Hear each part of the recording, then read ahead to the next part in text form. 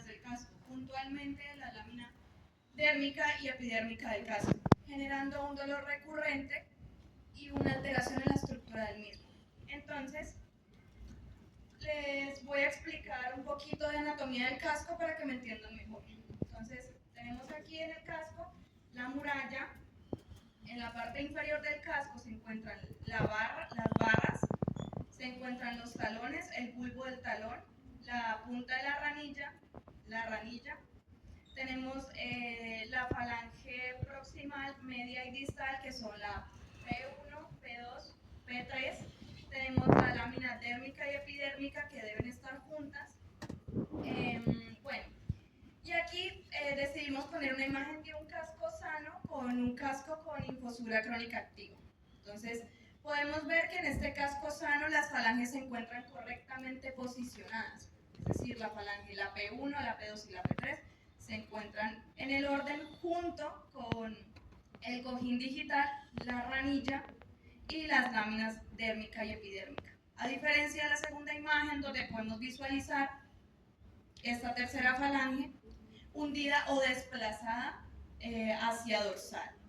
También podemos ver los cambios estructurales del casco. Miren la diferencia de un casco sano a un casco con infosura crónica activa. Bueno, y es importante mencionar también la separación laminar. En la anamnesia del paciente tenemos una yegua que comenzó a presentar una claudicación aproximadamente hace más de un mes. Los propietarios informan que el posible origen es luego de una competencia que realizó en el mes de noviembre y se le realizó evaluación de marcha según los grados de Ovel. Los grados de Ovel se usan para evaluar los grados de infosura de 1 a 4. Entonces ahí podemos ver cómo claudica. Listo. Entonces, empezamos con la reseña del paciente. Tenemos una yegua de raza criollo colombiano, color alazán, de 370 kilos, 14 años, con un fin zootécnico de exposición. En el examen físico general tenemos que sus parámetros estaban en rango, con una frecuencia cardíaca de 48 latidos por minuto, 24 respiraciones por minuto, un tiempo de llenado capilar normal de 2 segundos. En hallazgos tenemos pulso digital positivo en ambos miembros, y en la pinza de tentar se le realizó pinza de tentar y dio positiva en ambos miembros, más acentuada en el miembro torácico derecho. Y en otros hallazgos tenemos la claudicación de la yegua. Bueno, en plan diagnóstico y laboratorio clínico lo vamos a dividir por 3 secciones. Entonces tenemos la evaluación clínica, diagnóstico imageneológico y diagnóstico metabólico. En la evaluación clínica, ¿qué vamos a evaluar? Principalmente la estructura del casco, qué cambios hay en el casco. Si está plano, convexo, si hay inflamación, claudicación, calor, si hay pulso digital positivo, es lo que principalmente tenemos que evaluar para diagnosticar una infosura. En el diagnóstico imageneológico lo vamos a dividir en 2, en radiografía y venografía, que ya lo voy a explicar más adelante. Y en el diagnóstico metabólico es supremamente importante, no opcional, realizarlo. O sea, se debe realizar sí o sí, porque se pueden realizar un mal diagnóstico y a veces las laminitis pueden ser provocadas ya sea por síndrome metabólico equino o hiperadrenocorticismo equino. En la radiografía, bueno, aquí sí me tiene que poner mucho cuidado, que es un poquito complejo, pero decidimos colocar 3 imágenes de un casco sano con rotación leve y rotación severa para que puedan notar la diferencia en la evaluación radiográfica en infosura. Entonces lo vamos a explicar por ángulos. Entonces tenemos que los ángulos que se evalúan en la radiografía son 4, SA, S, TS y U, donde SA es el ángulo solar que evalúa la cara inferior de la falange distal en comparación al suelo, es decir, que debe ser casi paralela. Así. Seguimos con el ángulo S, que lo que se encarga de evaluar es la pared dorsal del casco en comparación con la cara dorsal de la falange distal. Ambas deben ser paralelas. Seguimos con la TS, que evalúa la pared dorsal de la falange distal paralela a la S. Y por último tenemos el ángulo U, que nos permite evaluar el ángulo de la falange proximal, que es este que tenemos aquí. Entonces, este nos permite saber qué tanto desplazamiento y qué tanta sobrecarga tuvo el equino, porque se va a ver más en diagonal. Entonces podemos ver aquí la diferencia. O sea, estos ángulos se encuentran paralelos, pero a medida que vamos avanzando, vemos que esos ángulos ya no son paralelos y se van a juntar más adelante si trazamos líneas más largas. Y aquí podemos ver ya una rotación severa. Bueno, esta es una radiografía de nuestro paciente, en donde podemos ver la rotación de la falange distal y cómo no es paralela al suelo, sino que está en diagonal. Y pues podemos notar que en esta imagen, en el miembro izquierdo está mucho más acentuado que en el derecho. Bueno, continuamos con la venografía. ¿Qué es la venografía? La venografía es una prueba que se realiza con un medio de contraste, se coloca ya sea en la vena digital palmar o vena digital plantar. ¿Para qué? O sea, lo que nosotros buscamos es ver qué tan buena irrigación tiene el casco. Entonces, decidimos poner la diferencia entre una venografía de un casco sano y una venografía con un casco con linfosura crónica activa. Entonces aquí podemos ver el plexo coronario tiene continuidad, es decir que está bien irrigado. Tenemos un plexo sublamelar que es de un largo normal y un ancho normal. Tenemos que la ápice de la falange distal se encuentra por encima de la papila terminal y de la vena circunfleja. Eso es lo normal. A diferencia de un casco patológico, en donde podemos ver que el plexo coronario tiene una pérdida de continuidad, es decir, que no está bien irrigado, no está irrigándose correctamente. Un plexo sublamelar aumentado de tamaño, mucho más ancho, a diferencia de aquí. Esto se debe a pérdida de perfusión y alteración vascular. Tenemos que la papila terminal ahora se encuentra encima de la ápice de la falange distal y de la vena circunfleja, a diferencia de aquí, que el ápice de la falange distal se encuentra arriba.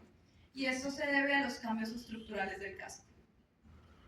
En el diagnóstico metabólico, como les mencionaba antes, es supremamente importante realizarlo.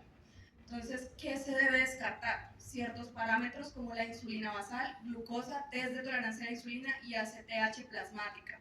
¿Por qué? La insulina basal nos permite saber si hay algún tipo de alteración, si hay hiperinsulinemia, pero lo ideal es que se acompañe con una glucosa basal. Por eso se toman estas dos, es ideal que se tomen juntas para una mejor interpretación.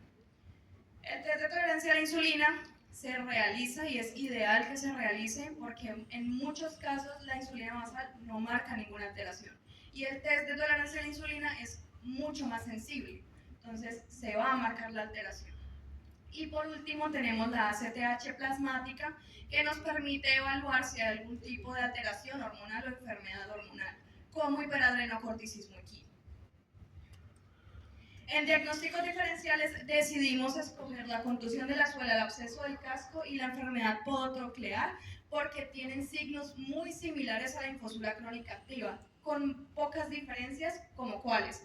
En la contusión de la suela se presenta la claudicación, se presenta el dolor y se presenta calor en la zona, pero no se presenta pulso digital positivo, porque esto es provocado por una lesión mecánica. A diferencia del absceso del casco, que se presenta muchísimo dolor, pulso digital positivo, claudicación, al igual que el síndrome navicular. Bueno, continuamos con la fisiopatología. En fisiopatología tenemos que todo inicia con una sobrecarga. La sobrecarga se da por diferentes etiologías, sea por un animal con sobrepeso, sea por exceso de ejercicio en suelos duros. Entonces, esa sobrecarga va a producir vasoconstricción. ¿Por qué? Porque se van a liberar endotelinas. Las endotelinas son mediadores vasoconstrictores. Entonces, se produce la vasoconstricción produciendo isquemia. Entonces, si hay isquemia, hay menor oxigenación de ese tejido y menor perfusión laminar. Aquí se van a liberar citoquinas proinflamatorias. ¿Cuáles? Interleucina 1 beta, interleucina 6 y factor de necrosis tumoral alfa. Una vez se liberan, ellas van a activar las metaloproteinasas. Las metaloproteinasas Son enzimas que se encargan de degradar estructuras de la matriz extracelular como el colágeno y la elastina. Entonces, ellas se van a encargar de degradar el tejido laminar, produciendo la laminitis. Debemos tener en cuenta que esta fisiopatología es multisistémica, o sea, no es una sola etiología. Entonces, continuamos con nuevamente una sobrecarga, se produce dolor y estrés por esa sobrecarga, ese esfuerzo constante, y si hay dolores y estrés, vamos a secretar cortisol. ¿Por qué? Por el eje hipotalámico hipofisiario adrenal, en donde el hipotálamo va a secretar CRH, que es hormona liberadora de corticotropina, se va a liberar de la hipófisis ACTH, que es hormona adenocorticotrópica, y finalmente la adrenal va a secretar directamente cortisol.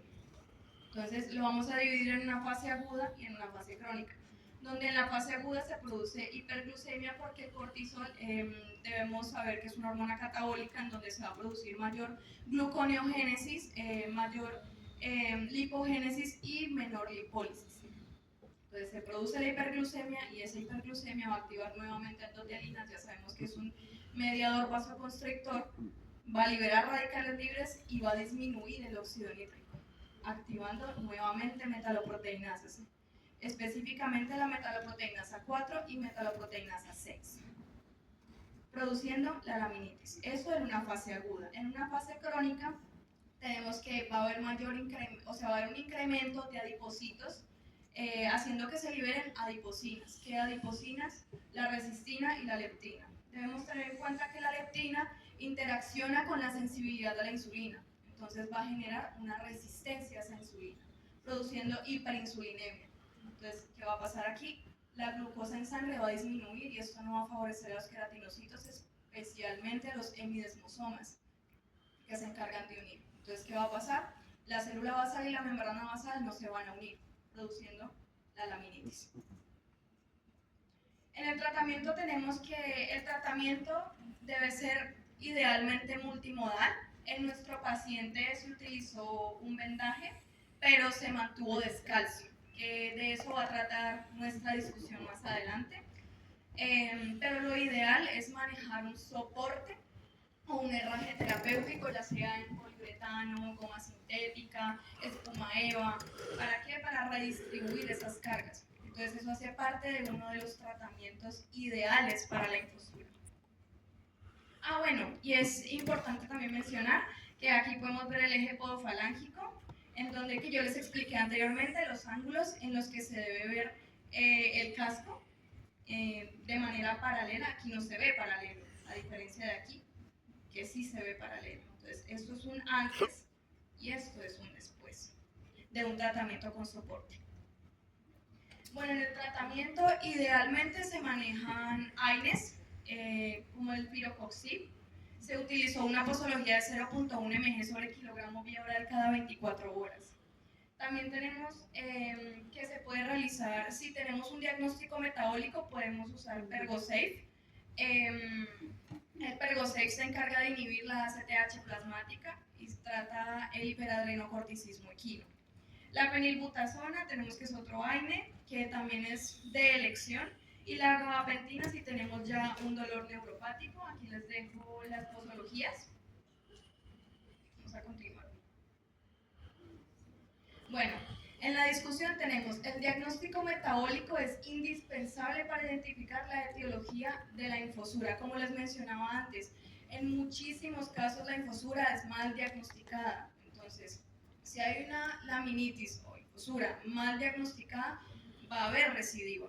Entonces, por eso sí o sí se debe hacer descarte de un diagnóstico metabólico. En la evaluación radiográfica define el diagnóstico clínico. Como ya les mencioné, es el examen diagnóstico más preciso para saber el grado de rotación que tiene la tercera falange y qué tanta sobrecarga tiene el equino en ese casco afectado. El soporte biomecánico del casco es clave para disminuir la progresión del daño laminar. Como les mencionaba, lo ideal es que se use un herraje terapéutico o soporte de ranilla. Sobre todo los soportes de ranilla con materiales flexibles, como les mencioné, como el poliuretano. y herrajes terapéuticos, ya sea con un herraje invertido que genere una sobrecarga en el talón y disminuya la sobrecarga en la punta del casco.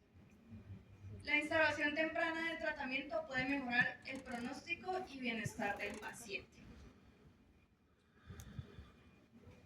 Como conclusiones tenemos, el diagnóstico clínico e imagenologico permitió confirmar infosura crónica activa y determinar el grado de afectación del casco. Como les mencionaba, es ideal, siempre.